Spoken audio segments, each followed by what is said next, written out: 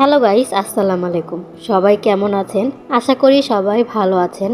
ঘরে বসে থাকতে থাকতে খুব বোর হচ্ছিলাম, এজন্য ভাবলাম বই মেলাতে ঘুরে আসি। অবশ্য আমার বই পড়া হয় না, তারপরেও ঘোরাঘুরির জন্য যাওয়া। একটু হাঁটবো বলে বাস থেকে তাড়াতাড়ি নেমে পড়েছিলাম। দেখলাম ফুল বিক্রেতারা ফুল বিক্রি করছে। পরে দেখলাম ঝালমুড়ি বিক্রি করছে।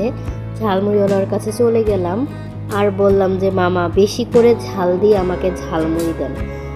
তারপর নিয়ে নিলাম কোন আইসক্রিম। আমাদের চারজনের জন্য 4টা কোন আইসক্রিম, আমারটা আর আমার ভাইয়েরটা আমার হাতে ছিল। তারপর ফুড ব্লগারের মতো আমি কোন আইসক্রিম ছিঁড়ছিলাম, তারা কিভাবে ব্লগ করে তো একটু খেয়ে বলছিলাম অনেক মজা হয়েছে। অনেক জ্যাম পার করে ধাক্কা ধাক্কি করে বইমেলাতে ঢুকেছি। ঢুকেও দেখলাম যে অনেক মানুষের ভিড়। লাস্ট সময়ে গিয়েছি ভিড় কম হওয়ার জন্য, লাস্ট সময়েও এত ভিড় ছিল যেটা বলার মতো ছিল না।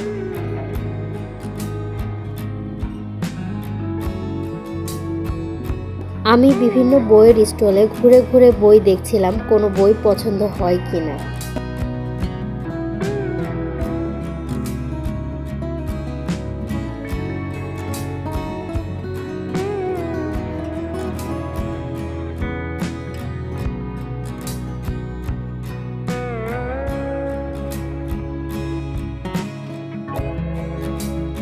বইমেলাতে সবচেয়ে ভালো লেগেছে এই স্টল। এতগুলো স্টলের মধ্যে এই স্টলটা অনেক সুন্দর করে সাজানো হয়েছিল, তাক বানানো হয়েছিল বই রাখার জন্য।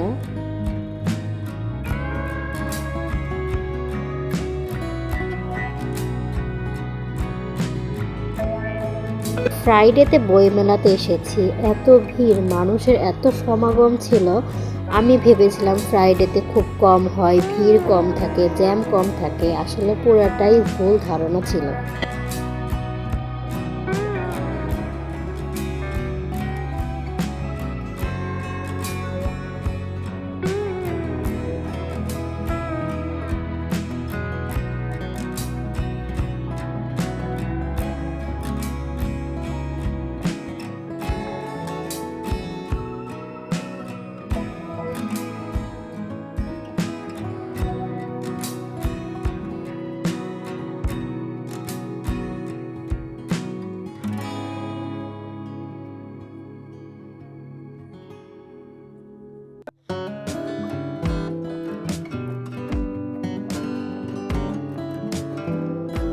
হাঁটতে হাঁটতে দেখলাম আমা ক্যাফে, তারপর ভাবলাম এক কাপ কফি খেয়ে আসি।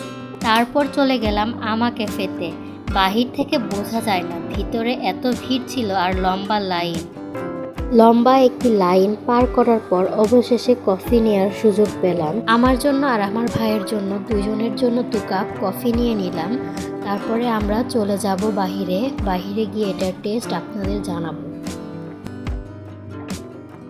কফির টেস্ট মোটামুটি ছিল, খুব ভালোও ছিল না, খুব খারাপও ছিল না।